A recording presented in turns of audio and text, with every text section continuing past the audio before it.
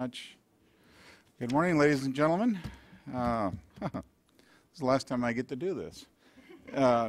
Today, Tuesday, March 19th, 2013, I'd like to call this meeting to order for one last time. I'll begin by introducing my colleagues. To my left, Vice Chair Francis Spivey Weber.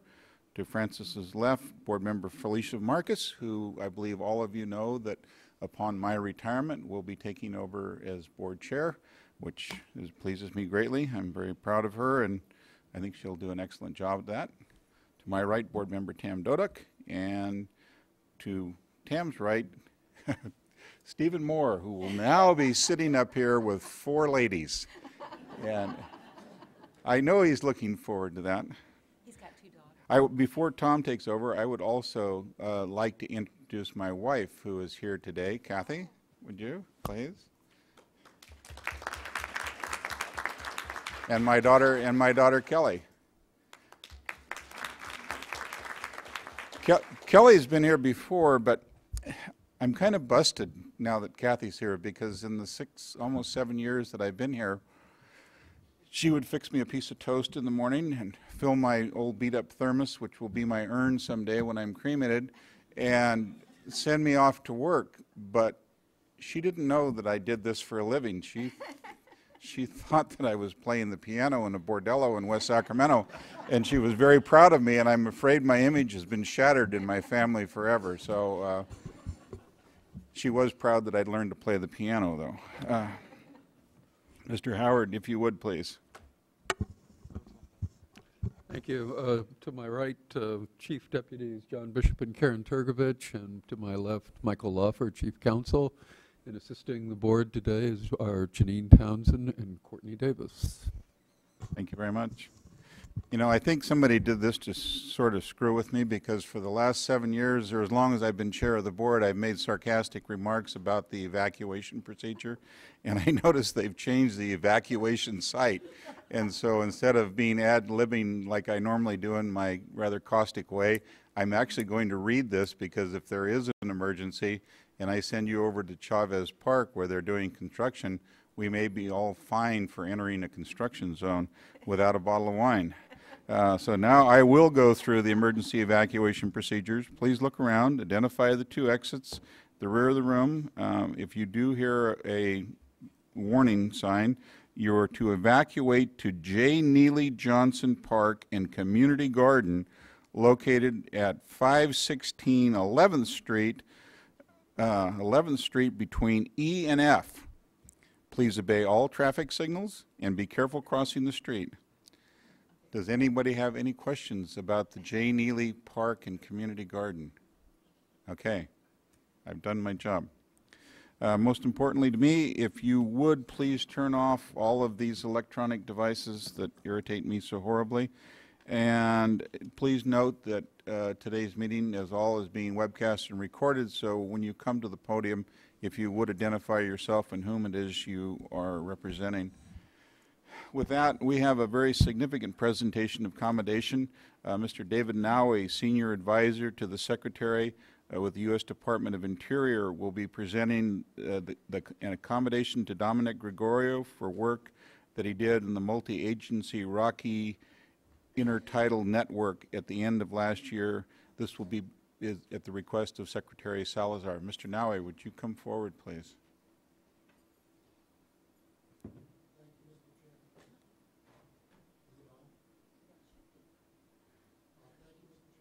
I don't. No, it's not on. It's not on, I don't think, David. Turn it around so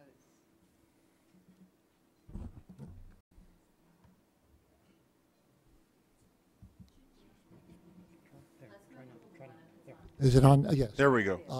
Mr. Chairman, members of the board, thank you very much. As you indicated, my name is David Nowie. I'm a senior advisor to Secretary of the Interior for California and Nevada. In that capacity, I have to do many things. It gives me great pleasure to be here this morning. This is probably one of the nicest things I'll have had to do in the 3 years plus I've been in the Department of the Interior.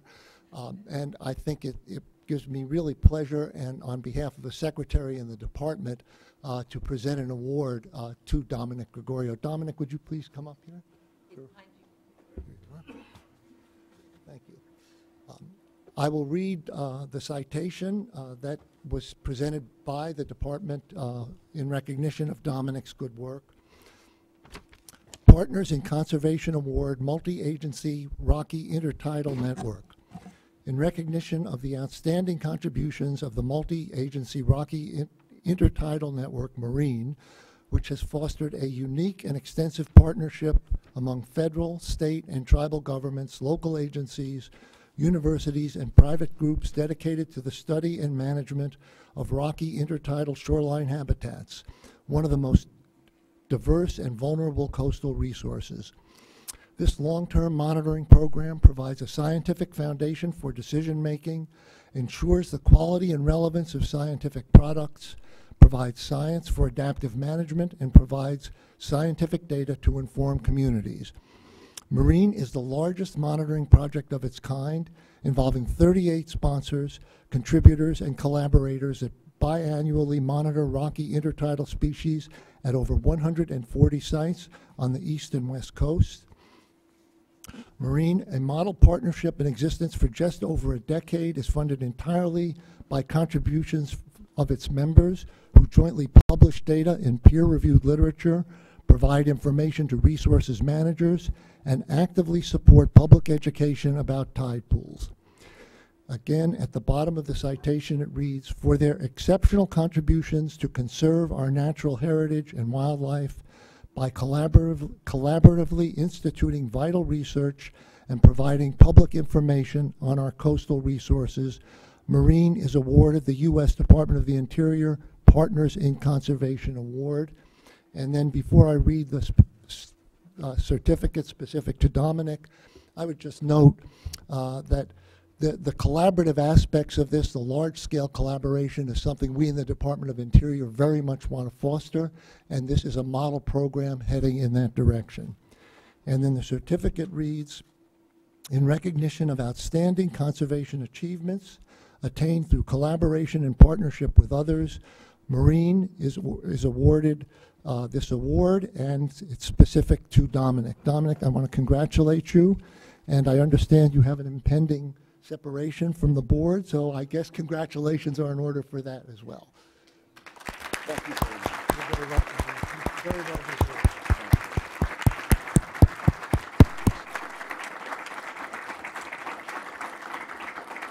Thank you, David. Why don't you come up here, Dominic? Yes, and David too. Usually a presentation around here is a little piece of paper that I scribbled something on. That's pretty significant.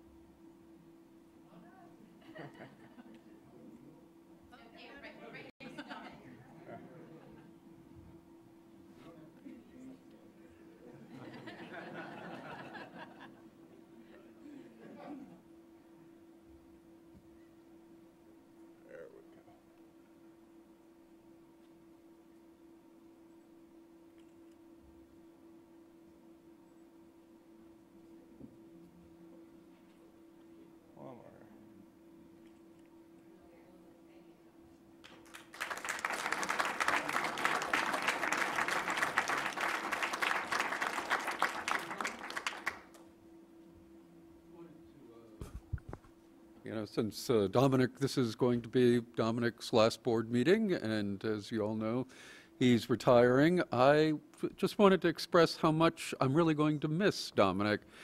You know, what I admire probably more than anything else at the board is the capacity of someone to get a job done, to actually know how to, you know, start a job, get to the middle of a job, and get to the end of a job, and cross the finish line. And the person we have who's best at that at the entire board is Dominic.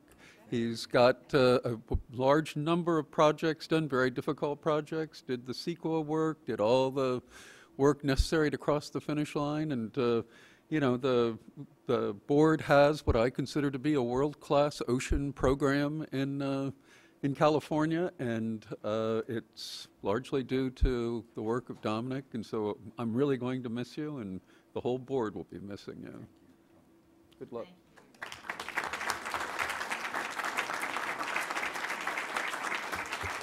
Dominic, 4 words: mission critical, retire annuitant. So, Dominic, before you go, I just want to remind the board of some of those projects that Tom described. The once through cooling plan, which is, I think, a leader across the nation. The ASBS protections. And then as a retired annuitant, he can come back and finish the trash and the desal policy that are impending. Dominic, I will miss you, and we worked well together, I think. I'm gonna say one thing. I guess I'll walk over there. Go ahead.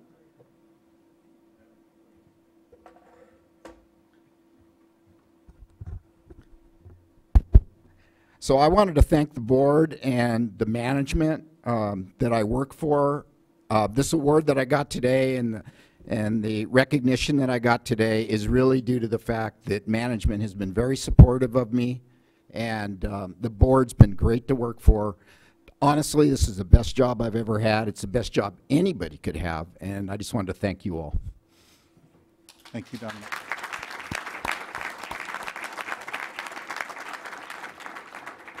With that done, at every board meeting, we have an opportunity for a member of the public to come forward on a public forum opportunity to discuss items that are not pending before the board. Do you have any cards for that, Ms. Townsend? Is there anyone here that would like to speak in the public forum? Here, seeing none. We'll consider the minutes of the March 5th board meeting.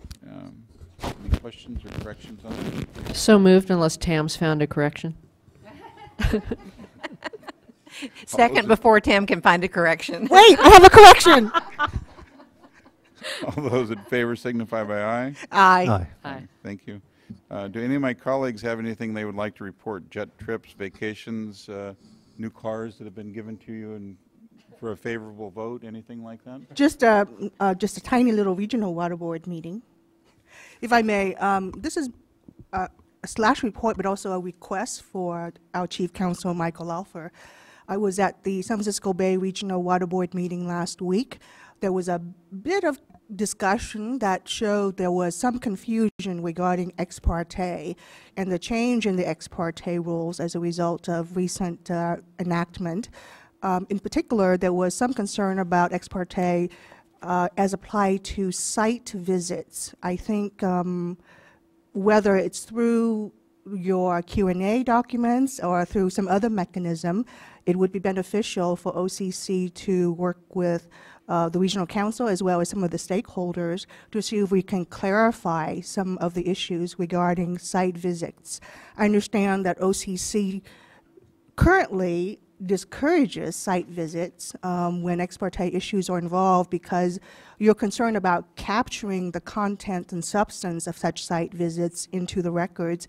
But I believe there are creative ways to address that, whether it be through photos or detailed itineraries or other such avenues. And so I would strongly request and encourage, Michael, that you work with your regional council and the executive officer, getting input from stakeholder as appropriate to clarify that portion of the ex parte provisions. Ms. Townsend, I show item number 3 is uncontested. Do you have any cards to the contrary?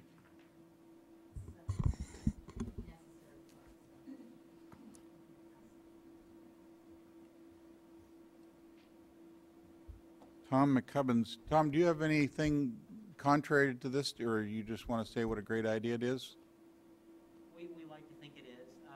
Come on up. Come on up.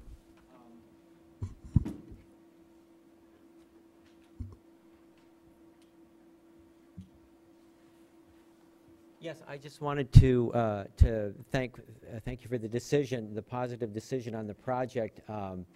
It ties. We were just chatting before the meeting about how well these efforts are going to tie in with 2 other long-term flow improvement efforts on Antelope Creek. So this will be a great opportunity to kind of tie a great big ribbon around the whole project and really take it along to a point where tangible results will be seen. So I just want to say thanks so much. Thank you very much, and that certainly is our intention with this Right. gift. With that, we will leave item number 3 as uncontested. Mr. Howard, would you introduce item? Oh, Actually. Excuse me. Just wanted to see if you were listening, John. I will move item number 3. Second. Those in favor? Aye. Aye. Thank you. Mr. Howard, would you now introduce item number 4, please? Item number 4 is an amendment to the Basin Plan in the San Francisco Bay region to establish a TMDL for bacteria in San Pedro Creek and Pacific Estate Beach. Presenting this item will be Farad Kodrati, who will introduce the other staff.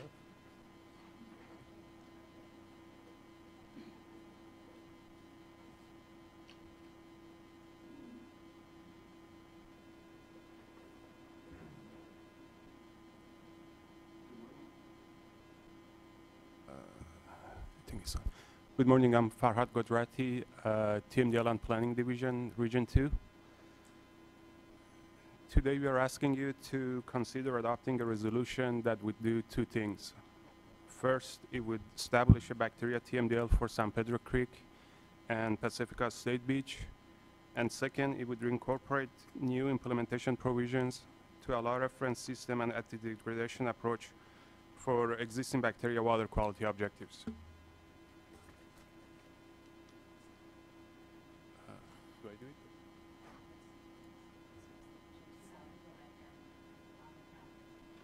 Oh, thank you.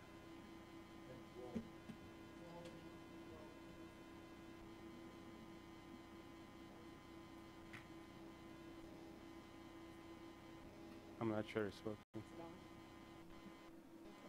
Oh. Okay. So the TMDL would require corrective actions such that water quality targets will be achieved in 8 to 15 years. It also includes monitoring and adaptive implementation components, which help us assess progress and make any necessary adjustments as we go forward. The new implementation provisions for bacteria objectives allow a reference system and anti-degradation approach, which would account for uncontrollable natural sources of bacteria for these and future bacteria TMDLs. This is consistent with the approach taken in regions 4 and 9 on a number of similar TMDLs. You want to be in charge of that? Yeah, thank you.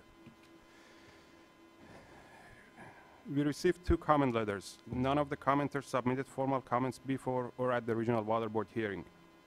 In one of the comment letters, environmental groups want Regional Water Board to incorporate the TMDL waste load allocations as numeric effluent limits in applicable permits. Our response is that the TMDL waste load allocations are not designed to be used as numeric effluent limits, and therefore, the Regional Water Board does not intend to use them as such. Instead, a non-numeric limit requiring a BMP-based compliance plan will be used by the Regional Water Board to ensure attainment of applicable waste load allocations. The other comment letter was from the San Mateo County RCD advising us of their efforts in the watershed. The response to comment is on that table over there, and there were no corrections or changes to the Basin Plan amendment adopted by the Regional Water Board. We recommend that you approve the Basin Plan amendment and direct your staff to submit it to the Office of Administrative Law and the US EPA for their approvals. That's the end of my presentation. Any questions? Okay, I just have a comment. I appreciate how the evolution of this approach for management in Region 2 is built on lessons learned and good ideas from other regions. You know, and this is an area I know from serving in Region 2. It's certainly, you know, one of the top challenges in terms of water contact recreation in that area. And so I just appreciate staff's effort to coordinate and learn from other regional board experience, and, you know, encourage all regions to work together to come up with systems that are comprehensive and consistent, yet flexible enough to mean something at the local level. Thank you. Stephen, do you appreciate it enough to make the motion? I move adoption of the staff recommendation. Thank you. I will second. I didn't talk you into anything on that, did I? He's always been a great coach. We'll talk about that later. All those in favor signify by aye. Aye. Aye. Thank you. Thank you very much. Thank you. Mr. Howard, item number 5. Yes, this is consideration of a resolution approving amendments to the Basin Plan in the Los Angeles region to revise some TMDLs. Just a comment on this particular item. Region 4 has been our TMDL best performer for some time, and one of the ways that they do it is that they agree to, since obviously you're not going to have all the information you need on these complicated issues, rather than waiting and developing everything that you need to know to cross the finish line, they bring the TMDL forward and identify the information that needs to be still developed, and then they come back and revisit these TMDLs. And so this is an example of a revisiting of one of the TMDLs, and I personally appreciate the approach since it does, I think, move the ball forward more effectively. We have LB Nye and Jennifer Fordyce presenting. Ladies, you should appreciate the fact that Tom is not normally full of accolades. He wouldn't have said that if he didn't mean it. So. We do. We really do. Okay, I'm LB Nye. I'm a unit chief of one of the TMDL units at the Los Angeles Regional Water Quality Control Board. With me is Jenny Newman at the end. She's the unit chief of the other TMDL unit at the Los Angeles Water Board, and Jennifer Fordyce, our counsel. So the items before you here are reconsideration of certain technical elements, as Tom said, of 5 bacterial TMDLs in the Los Angeles region. The Santa Monica Bay Beaches TMDL, Marina del Rey Harbor and Back Basins TMDL, the Los Angeles Harbor Inner Cabrillo Beach TMDL, Bayona Creek and Malibu Creek TMDLs, and also a small revision to our implementation provisions to bacteria standards. So we received 13 comment letters on this item. Our response to comments have been posted on the web, and they're available on the table at the side of the room. I do have a brief presentation for you if you'd like to see it, about 10 minutes. Otherwise, we're available for questions. We'll be with the agenda we have. I think we can squeeze in. We'll squeeze it in. Excellent. That's what I want. But only if they're pretty pictures, like the last There's one. a nice graph that I really am looking for. Okay, graphs are good too. As long as I like it when you have charts and graphs to prove things. That's always one of my favorites. Oh, you press like a gun? Roll the wheel. Well, okay, thank you. I do have. So the 5 TMDLs were originally adopted because the water bodies were not safe for swimming due to high levels of fecal indicating bacteria. And the regional board adopted the TMDLs with the goal of removing the bacteria impairments in order to protect human health and recreational beneficial uses. The TMDLs use innovative approaches to address bacteria impairments, including the reference beach anti-degradation approach, which is now being used also in other regions. There are many potential sources of bacteria, from sanitary sewer and sewage plant spills to urban runoff from storm drains. There's also natural sources of bacteria, such as wildlife, birds, and vegetation, and it's not the intent of the TMDLs to require diversion of natural creeks that convey bacteria from natural sources. So under the reference system anti-degradation approach, a reference system, which is a largely undeveloped drainage system with little anthropogenic influence, is identified, and then on the basis of the historical data at that reference system, the standards are set. A certain number of allowable exceedances of the single sample mean is allowed at the subject beaches, so that the subject beaches just aren't any worse than the reference beach. In this case, we used a beach called Leo Carrillo Beach and its watershed, the Arroyo Siquite, as the reference beach. So, the next slide. This is the good graph. This is Santa Monica Bay. Santa Monica Bay was the first TMDL, bacteria TMDL that we did at all, which was 2003. It covers 44 beaches and about 55 miles of shoreline. about 61 million people visit Santa Monica Bay annually. The TMDL allowed 3 years for the beaches to come in compliance with allowable exceedance days of the single sample during dry weather, 6 years in winter dry weather, and 10 years overall, or up to 18 years if an integrated water resources approach was used.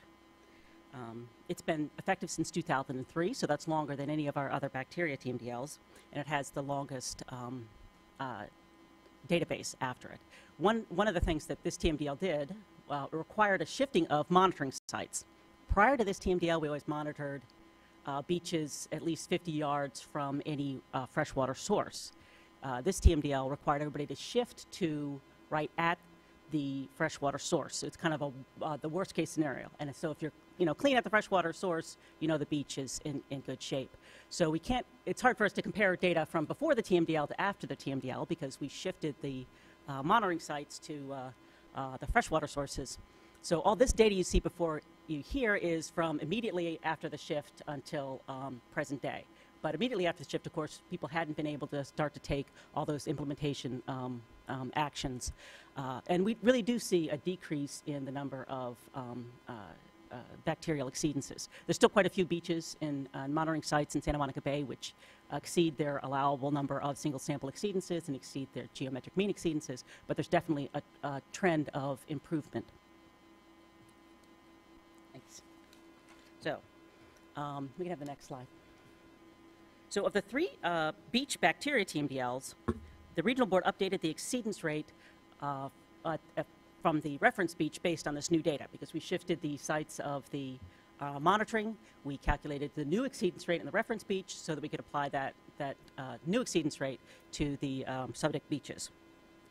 You'll see in wet weather, the exceedance rate didn't change at all, so that's still 22% allowable exceedances of the single sample frequency. Winter dry weather went up, and the regional board adopted new exceedance rates for all the beaches based on that. And it also, we did find in this evaluation exceedances of the single sample standard during summer dry weather, which we hadn't seen before. It was only during a few years. There was, in 2006, there were a number of exceedances, and a couple of the years that had a few exceedances. So there were a number of years that had 0 exceedances in summer dry weather. So our board decided to maintain the requirement for summer dry weather as 0 allowable single sample exceedances in summer dry weather. This, because we do believe it's attainable, and because, of course, that's when the heaviest use of the beaches occurs. So I think I said 61 million people annually at Santa Monica Bay beaches. 50 million of those are in the summertime. Next slide. So the next issue we considered was the adjustment of the reference system. Each of the beaches used Leo Carrillo Beach as the reference beach to set the allowable number of exceedance days. However, it was recognized that Leo Carrillo may not be the most representative reference site for all the beaches in the region. Therefore, we had the Southern California Water Research Project, or SWRCB, conduct a study to examine more of the reference beaches, looking at the impact of the size of the watershed. And they did several studies, mostly during wet weather, and found that larger watersheds have more frequent exceedances than smaller watersheds. If you have a tiny little watershed, you're much more likely to not exceed the single sample exceedance. But there was not a great difference between the medium and small watersheds, and most of the beaches in our region are small or medium, so we didn't make any change based on their additional data. The large watersheds, there are a couple of watersheds that could be considered large watersheds in our region. Both, I think it's Bayona and Malibu, which have their own, both Bayona and Malibu Creek now have their own TMDLs, so we didn't make that change in for the large watersheds, since there's TMDLs right above those, and for compliance along the entire beach. So there would be equal compliance along all the beaches in Santa Monica Bay. Thanks. So reference system for creeks. we had, when we originally did the two bacteria TMDLs in the creeks, Ballona Creek and Malibu Creek, we used Leo Carrillo Beach as the reference system. So we used the marine beach as the reference system for the freshwater creek. And we did that because that is where we had good data. But now we have updated data. We have, based on a series of studies also from SWRP, a number of freshwater reference creeks throughout Southern California. We used these freshwater creeks database in the Los Angeles River Bacteria TMDL and Santa Clara River TMDL, which have already been approved by this board. And now we've updated, in this reconsideration, both Malibu Creek and Ballona Creek to exceedance rates based on the freshwater database. Next slide. One of the more technical aspects of the reconsideration was how to calculate the geometric mean. And if I can have the next slide, thanks. So the geometric mean, up to now I've been talking about the single sample standard. There's also a geometric mean standard. It's a reliable measure of long-term water quality. We apply it in conjunction with the single sample objectives. And we have always calculated the geometric mean as a rolling geometric mean and a 30-day geometric mean, where you calculate the geometric mean every single day. So we had a lot of stakeholders interested in this element.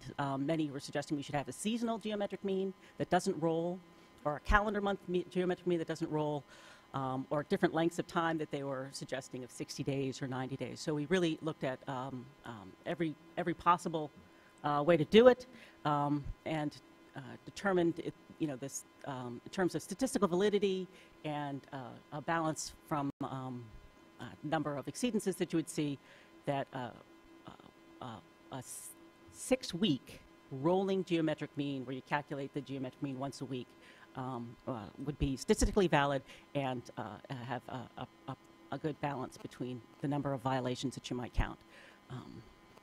So all of the TMDLs now incorporate the 6-week geometric mean. Do you know if that's used in other regions, that approach? I think most regions do a 30-day. I don't know if they, do you know if they roll? 30-day rolling. So. My recollection from Region 2 is more of a 30-day, even a calendar month. 30-day calendar month. Something like Yeah. that. But not to say that's the best way.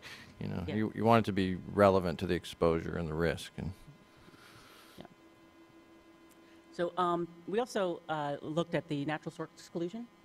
Can I have the next slide? One more, I think. Thanks. Many of our stakeholders are interested in using, instead of a reference beach approach, a natural source exclusion. And our Basin plan allows for that. There's one paragraph in the Basin plan that identifies natural source exclusion as a way of dealing with natural sources of bacteria, saying you have to control all anthropogenic sources of bacteria first, and then look at the number of exceedances that nature is providing, basically. And we did have a lot of comment letters on that. A lot of stakeholders and municipalities in the region who are interested in pursuing a natural source exclusion. We found that the science was premature at this time to really do it. This insufficient source identification information at most of these beaches, and insufficient documentation that anthropogenic sources have been controlled. So we haven't done it as part of this reconsideration, but we do recognize that that's something that we need to pursue as we go into the future, and particularly using the QMRA, or quantitative microbial risk assessment, maybe as a tool to do a natural source exclusion. Would you, just for the board's benefit, explain what the natural source exclusion is? Sure. So a natural source exclusion is an alternative way of dealing with natural sources of bacteria in comparison to the reference beach approach. So a natural source exclusion, you control all anthropogenic sources of fecal indicating bacteria to your watershed or to your beach, and then you see what's left. And if you confirm it's from the birds or it's from wild animals in the watershed, you could set your exceedance rate then perhaps based on just what you're seeing. You know it's all natural, and if it's 30%, then it's 30%. We've never actually used a natural source exclusion, so exactly how it would work, would you just apply geometric mean, or you have a certain number of exceedances of single sample? We've never worked that out because we haven't used it. But How soon do you think you will be prepared to consider it? I think it still will be several years, because I think the tool we're going to be using is the quantitative microbial risk assessment. Because with that tool, you're achieving the same public health protection. You're aiming at the same risk, microbial risk, and that's still pretty fresh. We do have a couple of pilot programs that we've started in our region to try to work out some of the details, try to work out the science, working with various partners, including EPA and SWRCB. But I think it's still a few years away. There was some research in the Bay Area from Lawrence Livermore Lab about, they call it the phylochip, PHYLOCHIP. Is that something that gets to the issue of discerning human sources from natural or watershed sources, soil bacteria sources? The phylochip may end up being a really good tool, because it's a method of doing a single set of samples and seeing reactions to all different kinds of sources at once. So it may be able to tell you, in one sample analysis, this much bird, this much dog, this much human. So I think the phylochip will be a useful tool, but it's a laboratory tool, a technical tool. So I think the next slide would be implementation schedules. So the last element that we considered was the implementation schedules. For the TMDLs, the larger beach and larger river TMDLs, were written to allow a longer implementation period if the responsible parties pursued an integrated water resources approach. And all of the responsible parties have presented monitoring plans and implementation plans that incorporate that broader approach. So in this reconsideration, we confirmed that those beaches and those rivers could have the longer implementation period. So they're now out 18-year implementation period, with completion, I think, in 2021 for those. The Inacabrillo Beach was a very small watershed, really a tiny watershed, and it doesn't have a lot of inputs that are from the storm drain system, so it only had a 5-year implementation period, and we didn't change that. So the next slide, we got 13 comment letters. They focused a lot on the natural sources exclusion approach and how people were interested in pursuing that. And a number of comments were on the fact that we had 0 summer exceedance days in our new data evaluation, but we did not change the allowable number of exceedance days in the TMDLs. And I think I explained that when we went over that slide. So our recommendation is that you approve these reconsiderations and these updates to our basin plan for these TMDLs. Thank you. Thank you, LB. Any questions? Good? So could I make a motion? Great. You will all second it. How's that? Well, before I make the motion, I have to make. Comment? Oh, okay, good. You going to share it with us? Or do you just Oh, we have a comment. Okay, good. Oh, yes, ma'am. Excuse me.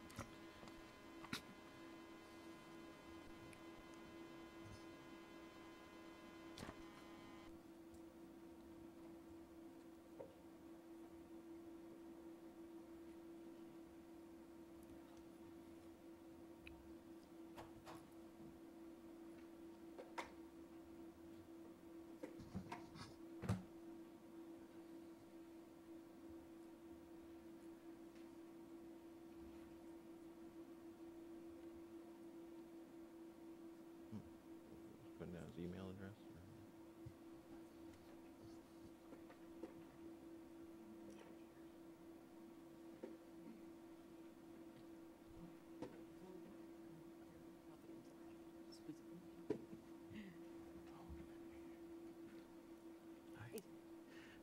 Good morning, Mr. Chair, members of the board. My name is Zora Baharians. I would like to comment on behalf of the City of Los Angeles Bureau of Sanitation on the proposed approval of the revisions for the beaches bacteria TMDLs. Just a quick note, the city has been involved in beach water quality and it's one of their highest priorities. And its efforts began in the 1990s. And since then, the city has implemented over 23 low-flow diversions in the Santa Monica Bay beaches and has applied over $20 million in Inner Cabrillo Beach over capital improvement projects for remediation of the beach. In addition, the city has worked with other watershed agencies in Marina del Rey to implement 3 low-flow diversions and is involved in implementing green projects for water quality improvement in Ballina Creek. I would like to express the Bureau of Sanitation's support for the revisions and the additional reconsideration in 2018. The Bureau supports the TMDL revisions and believes they have markedly improved the TMDLs by taking recent data, monitoring, and implementation experience into account. We also support the additional reconsideration scheduled for 2018 for all the TMDLs. And finally, we would like to also thank the Los Angeles Regional Board staff for their time and energy in meeting with us during the TMDL reopener process. Thank you. Thank you. Thank you for the leadership of the Bureau over the years on this issue. I know there's a lot of pride in the Bureau and the department as a whole on this, and thanks for taking the time to come up and compliment the staff. Thank you very much. With that, we have another comment. Oh. If we turn our... I was going to move adoption. Okay. All those Oh, but I'm sorry. I have in second, in and then say seconding. I have to make the note here that when I was, a youth, Leo Carrillo was my favorite beach. Growing up, I think I had a nose for good water quality. As before I was 10. So, no, this is a great. I just wanted to commend the LA region for revisiting the TMDL, refining it, and also another part of that is focusing on the creeks, because when I was that short, that's where I went. When the exposure is the freshwater creeks on the beaches. That's what got me interested in water quality as a youth. Was because that's where I wanted to go in Santa Monica Bay. So good job refining it. Good job working with stakeholders, getting the schedules right, coming up with attainable, achievable, relevant endpoints in TMDLs. And Leo Carrillo is very relevant. Thank you. So second. Go ahead and move it then. Well, with that, but you moved it, so I will second the motion. Something that influenced me when I was about that age, we used to get to go to Pacific Grove. Of course, I can't go down to the Monterey Peninsula anymore since we've done that cease and desist order against them. But I remember how livid I was, back when I was a child, which was quite a while ago, that they would close Pacific Grove Beach because of sewage spills. I just couldn't believe that a little sewage would keep us from playing in the water. I was, personally offended by it. So it inspired me as well. With that, we have a motion and a second. All those in favor signify by aye. Aye. Aye. Thank you very much. Thank you, ladies. Thank you. And like I said before, I wouldn't take the compliment from Tom Howard lightly. You'll get something on a piece of paper on a frame sometime that won't be as heartfelt as what he told you. So We're going to be sure to keep the record of Good. that. We have an informational item, number 6. Mr. Howard. Yes, Chris Kerrigan, the Chief of the Office of Enforcement, is going to provide an update on the 2010 Water Quality Enforcement Policy. We've had 3 years now of implementation of that policy, and it's important for the board to review the lessons that we've learned to date, and so Chris will be providing that. Thanks, Tom. Good morning, Chair Hoppen and honorable board members. First, on a personal level, as a citizen, thank you for your service over these years, and thanks to Kathy and Kelly for sharing you with us here at the Water Board. Your work has been excellent, and as a citizen, I really appreciate the time and effort that you've made on behalf of water quality in the state. I'd also, before I begin, like to introduce Dr. Matthew Beflaben, who is now the supervisor of our Special Investigations Unit. He's been working diligently to fill the large shoes left by Mr. Mark Bradley, who was the initial person that filled those shoes. And so he's been doing an excellent job for the last year as the leader of the Special Investigation Unit. So then, without further ado, let's talk about the enforcement policy. As you may know, it was approved by the Office of Administrative Law in May of 2010 and has the force and effect of regulation because of that and the processes that went through to adopt it. The goal of the water quality enforcement policy is to protect and enhance the quality of the waters of the state by defining a process that addresses water quality problems in the most efficient, effective, and consistent manner. And actually, the water quality enforcement policy sets forth several processes, two of which are very important processes that we engage with on the regional board level and in front of the state board on a regular basis, and which I'll go into in some detail. Those processes are the prioritization of violations, and also the calculation of fair, firm, and consistent penalty amounts in administrative civil liability proceedings. I won't be getting too much into the weeds today. There are a lot of weeds to get into with the enforcement policy, but I want to give you an overview about where we're going and the kinds of things that we've noticed and the types of things that we're doing under the enforcement policy that are a little bit different than the way we had done things in the past. The goals of the policy, as stated in the policy, the state board's goals were to deter, or actually to identify the greatest needs, and that is the prioritization function, to figure out where the need is most for enforcement, to deter harmful conduct, to encourage the regulated community to anticipate, identify, and correct violations, and to achieve maximum water quality benefits and to protect the public. So the processes that are set forth are intended to further those goals, and certain of the processes are really very specific to the goals that the state board has set forth. Here are the key elements of the water quality enforcement policy. It, first of all, is intended to establish an enforcement presence as a deterrent. And what's meant by that is we have we can't identify every violation that takes place. And so we just don't have the resources to go out and be capable of doing that.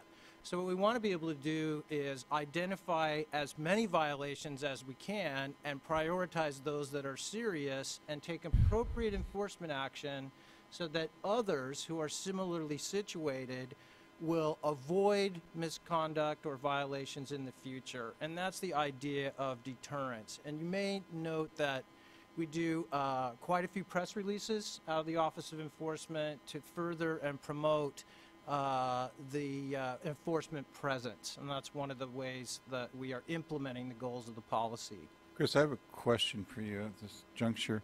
You know, I think about having received a few traffic tickets in my life, but the speed limit's always very clearly posted. And some of the issues that would be considered violations in our code and policy may not be quite as widely known. Certainly people will hide behind that, you know, comment if they can. We've got those that are not only serious violators, but recalcitrant violators. But there's kind of a gray area of people that might not possibly know that they are in violation or the potential consequence of it. How do you know from personal conversations that this idea of making an example and using that to help equalize, if you will, or the lack of number of people you have in your enforcement team is something that I originally didn't appreciate, and certainly I do now. It's something that I've really changed my mind on, and you know that. But how do we deal with those people that are in violation that may not really may not have seen the posted violation along the road before they did it. How do you anticipate dealing with that? Well, there's an important concept that runs through the enforcement policy that's called progressive enforcement. And what we try to promote is an appropriate engagement with a particular discharger on first touch. If the person maybe was confused, and rightly so, by the regulation or requirement, they might get a notice of violation or even a fix-it type ticket like a notice to comply. And we use those tools fairly broadly, and they're reported in the enforcement report, how many times we use that type of tool. And the notice of violation tool is used an order of magnitude greater number of instances than an actual civil liability claim. Second time we catch the person doing the same thing or maybe something similar, then we might take the next step up the ladder. So the notion of progressive enforcement is something that's infused throughout the policy. The one exception is intentional misconduct, where we have someone, say, who's engaged in the fill of a wetland, has obtained permits on several prior occasions, but didn't bother to get one on this occasion. In that case, no progressive enforcement. We go right to it. We consider that very serious. Thank you. And I encourage the board to ask questions at any point during the presentation, please. Identifying and correcting violations are another thing that the policy does. One thing that we work on very closely with the regions now and the regional boards is collecting evidence, and competent and admissible evidence, because it's very important that the facts are presented and that any sort of adjudication or finding that there was a violation is based on evidence. And then we also target and rank enforcement priorities. And each of the boards actually does a priority.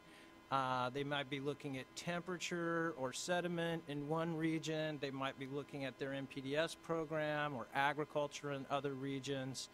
And they try to target a program for enforcement. And then we go through a process also of ranking enforcement priorities. And I'll talk a little bit about what the policy says and how we've kind of grown from what the policy says into a little bit different approach on prioritization.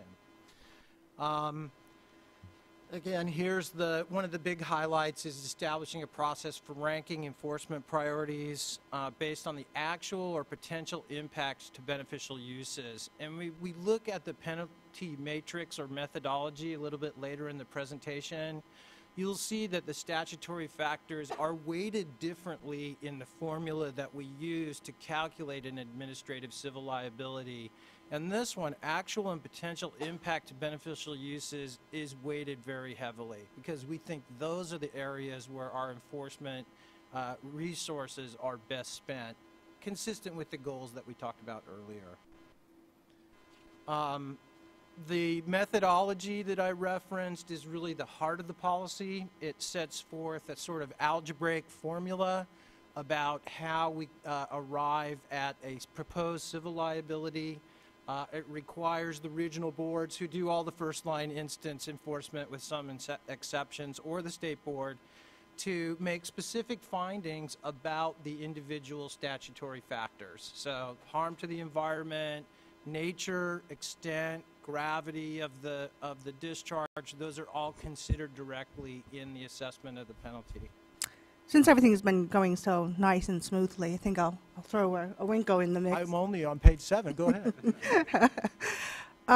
Chris, this all sounds fine and dandy, but I actually, over the last 2 days, have received some calls from folks who are very concerned about what they perceive to be our or the regional board's lack of follow-up on a potential violation that was reported.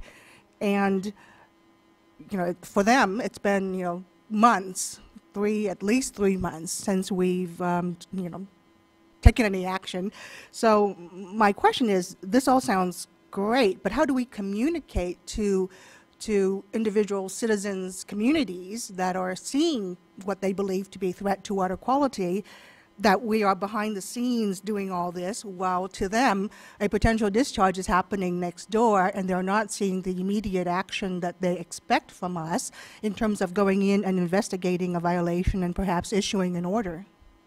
Well, there are a couple things. One thing that's very important is the reporting that we do on an annual basis that breaks down all. They don't want to enforcement wait work. until the end of the year to see this captured in an annual report. They want to know that if they report a violation or what they perceive to be a potential violation to the Regional Water Board, that either the Regional Water Board or our enforcement staff are actively investigating the complaint and are keeping them informed about what's happening. And I recognize that, a lot of what you do are confidential in nature, and that, settlement negotiations and all that are not things that you can actually advertise. But perhaps this is a gap in our policy that we did not anticipate, which is in terms of, you talked earlier about engaging individuals and encouraging them to be part of the enforcement process to deter violation. And it's extremely discouraging to them, they feel, when they report something and then does not see any action for months and months afterwards. I understand your concern, and on the general level it's the reporting, but that doesn't help as you identify a specific individual who may be being harmed by a neighbor's conduct or the conduct of some legacy site or what have you, and I understand your concern. We do take a lot of complaints.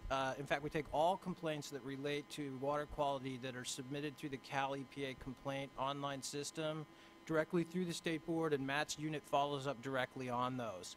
The gap that you've identified is when complaints come in through the regional board offices, because we don't have,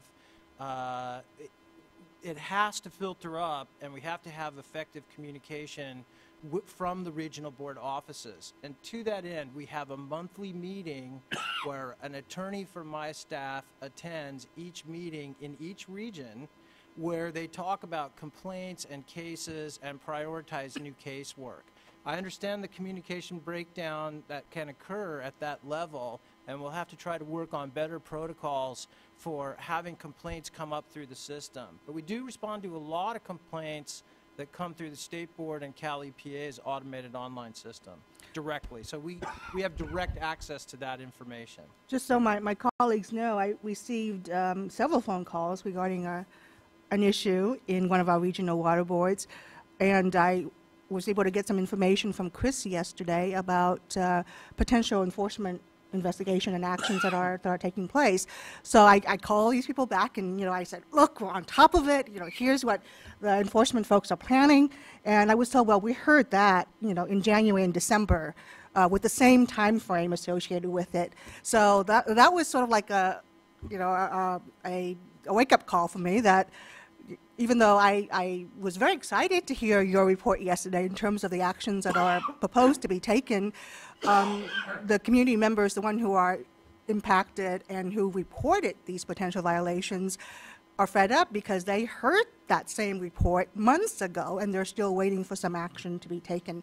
So I think we all mean well, and I know we all struggle with resources issue, but if we are going to be encouraging people to step up and report, on their neighbors and try to be our eyes and ears on the grounds, then we need to do a better job at responding to that. And I don't know for this particular issue, which I will follow up with you again later, how we best go about do that. But I think this is a gap that we need to address.